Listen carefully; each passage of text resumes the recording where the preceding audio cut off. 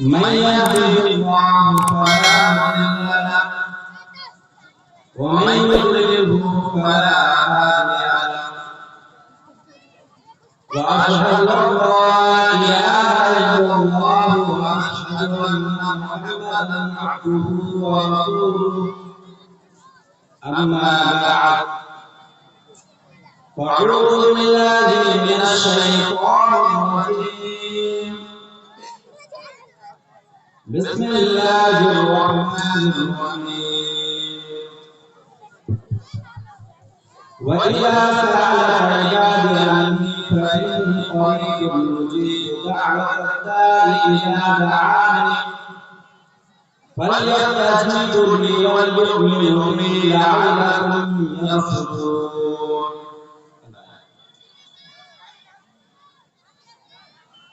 تمام قسم کی تعریفات وحدہ لا شریک کے کائنات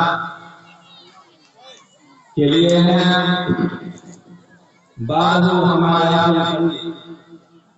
جناب محمد رسول اللہ صلی اللہ علیہ وسلم جن پر ہزاروں درودوں کی آیت ہو اللہم صلی علیہ وسلم بارک. اسٹیج پر جناب علماء اعلان اور سامنے بیٹھے ہوئے اسلامی بھائیوں اور پردہ خواتین ہماری مائیں اور آج اس جلسہ میں جس عنوان کے تحت چند باتیں میں آپ تک پہنچانے کی کوشش کروں گا وہ ہے دعا قبول نہ ہونے کا سبب. مسلمانوں آج ہم جس دور میں ہیں ایسا دور ہے جس دور میں ہمیں ایک قدم بھی بھوک بھوک کے اٹھانا پڑتا ہے. ہمیں اللہ کی طرف سے طرح طرح کی پریشانیاں طرح طرح کی مشقتیں اس سے پہلے تو صرف اور صرف جو پریشانیاں آیا کرتی تھی وہ ذاتی طور پر ہم اور آپ کے ذاتی طور پر کوئی پریشانی ہوتی تھی. لیکن آج نوبت یہاں تک پہنچ چکی ہے کہ آج ہمارے اسلام کے اوپر بھی حملہ پر حملہ کیے جا رہے ہیں.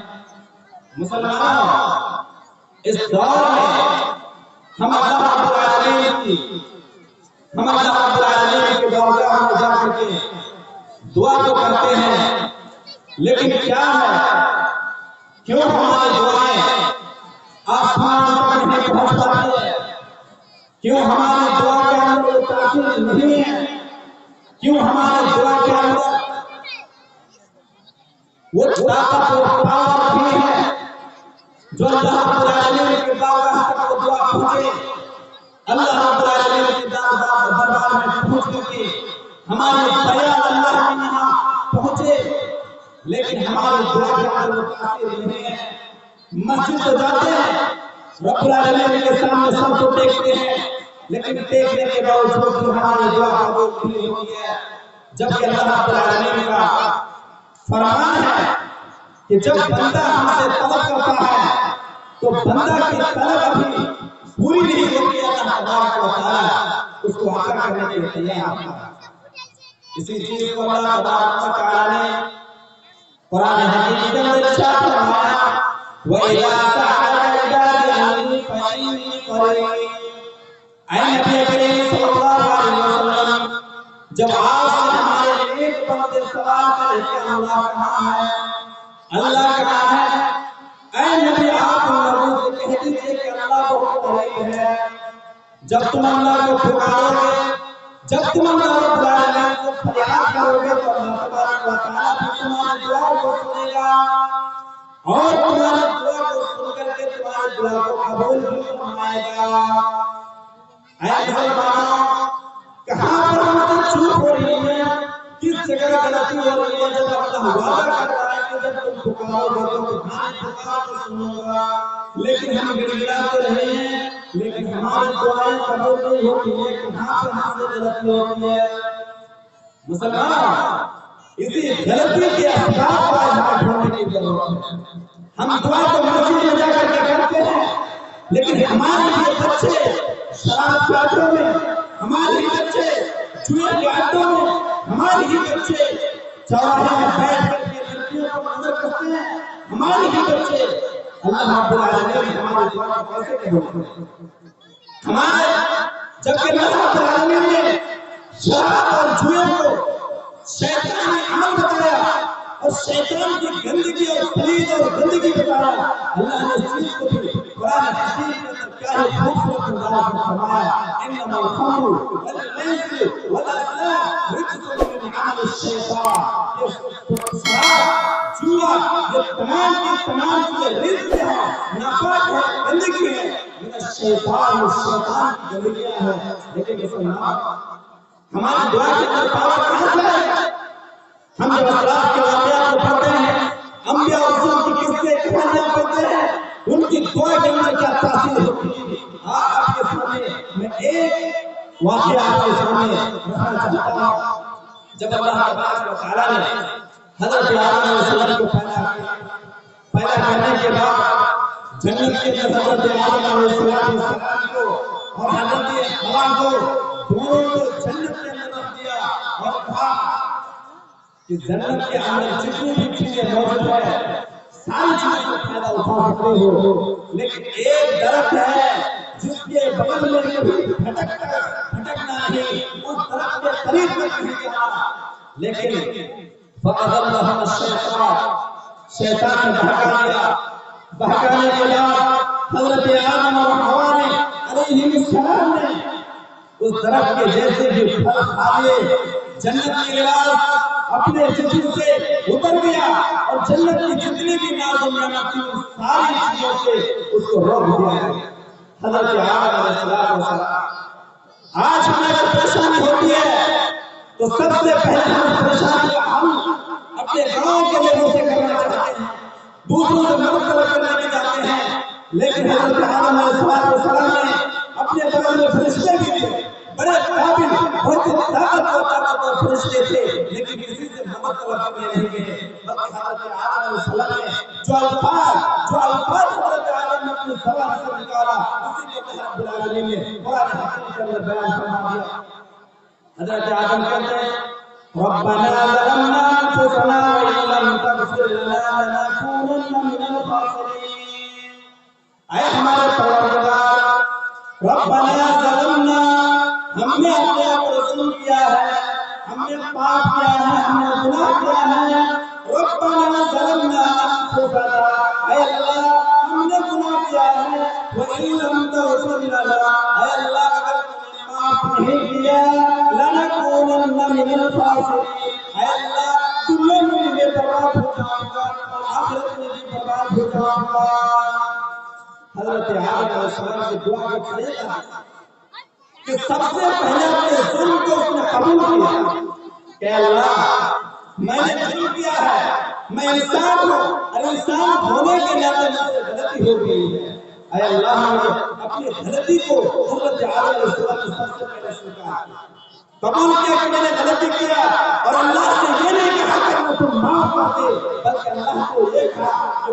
اِن تغفر لنا، اگر تم نے مجھے معاف نہیں کیا تو دنیا کی کوئی طاقت نہیں ہے، دنیا کی کسی آدمی کے اندر پاور نہیں ہے جو مجھے بخش دے، جو مجھے معاف کر دے، اگر تم نے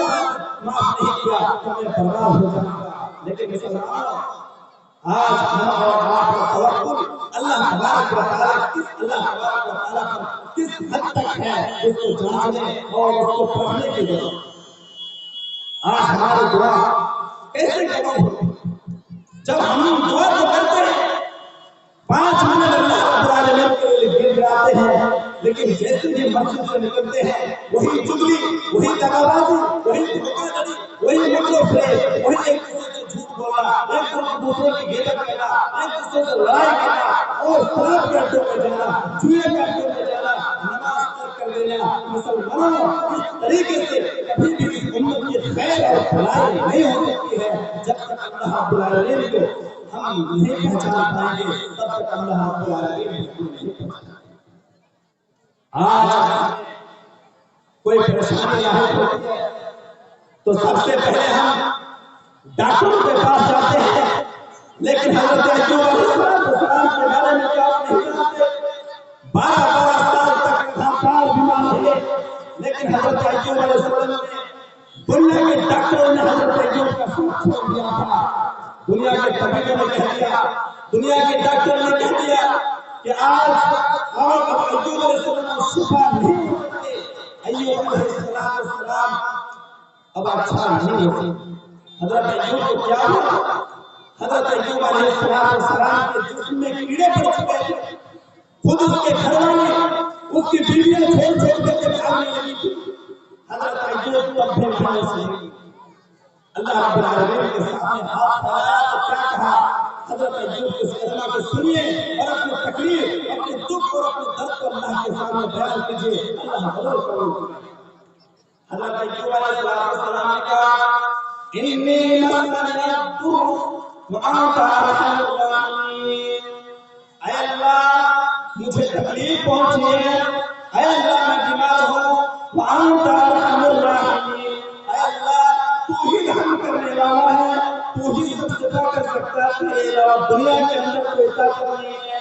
دنیا کے طاقت دنیا کے ڈاکٹروں نے تو مجھے انکار کر دیا کہ مجھے اور شفا نہیں ہو سکتی میں ٹھیک نہیں ہو سکتا لیکن اللہ میں تیرے بارگاہ سے کبھی مایوس نہیں ہوں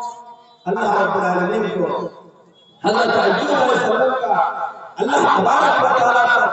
کس حد تک توکل تھا ان چیزوں کو آپ اپنے سامنے رکھیں یہی تو قرآن میں اللہ نے یہی کہا وَإِذَا سَأَلَكَ عِبَادِي عَنِّي فَإِنِّي قَرِيبٌ أُجِيبُ دَعْوَةَ الدَّاعِ إِذَا دَعَانِ فَلْيَسْتَجِيبُوا لِي وَلْيُؤْمِنُوا بِي لَعَلَّهُمْ يَرْشُدُونَ لیکن مسلمانوں ہم اور آپ نے جو ہمارا پاور ہے جو ہمارا ہتھیار ہے ہم نے اس بازار میں بیچ دیا ہے آج ہم سمجھتے ہیں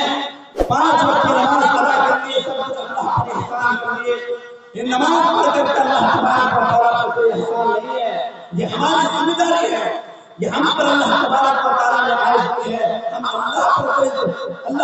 و تعالیٰ پر کوئی احسان نہیں کرتے ہیں بلکہ ہم آخرت کی زندگی کو سنوارنے کے لیے ہم اس طرح کا کام کرتے ہیں لیکن مسلمانوں آج ہم دعا تو کرتے ہیں لیکن رب العالمین کے بارگاہ میں دعا پہنچتی ہے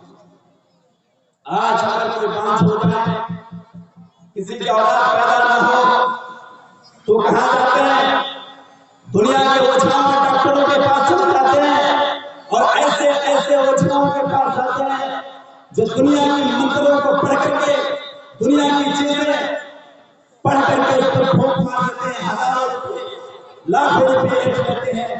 ہمیں اس پر بھروسہ ہو جاتا ہے لیکن مسجد میں جا کر کے کبھی کسی نے مانگا ہے کہ اللہ مجھے اولاد عطا فرما کبھی کسی نے بھی اللہ تبارک و تعالیٰ سے یہ نہیں کہا کہ اللہ میرے گھر میں بچوں کی آواز نہیں ہے پڑوسوں کے گھر میں بچے کی آواز ہے میرے گاؤں میں ہر گھر میں بچہ ہے میں نے کوئی سی غلط کی ہے اے اللہ تو میرے گھر میں بھی بچہ عطا فرما اس طرح کی دعا کرنا کسی کے زمانے میں ضروری ہے آج چھوٹی چھوٹی سی بات لے کر کے پریشان ہو